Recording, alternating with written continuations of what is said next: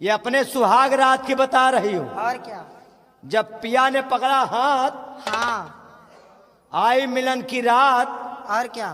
तो हार कंगन टूट गवा। हाँ। भला करिहाव नहीं टूट। हमका तो शंका तोहरी पातर पातर करिहाइन करही, अच्छा। नहीं मरते कोलाई नाश कर देते। वही सुहाग रात हमरो भय रही। और सुहाग रात में क्या हुआ? क्या हुआ?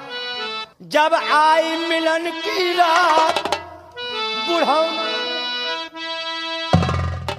काहे भागत यह? तुम तो यहाँ पे हाथ लगा रहे हो ना। नहीं कुछो पकड़े जात रहे। क्या? भाई जब तई पिलक ना दबोबिया तब तई लाइट कहाँ है? ये सुहाग रात में मेन है। अच्छा। हाँ, जब आई मिलन की रात और सैया ने ऐसा मारा के भूभुन टूट गवा, के भूभुन टूट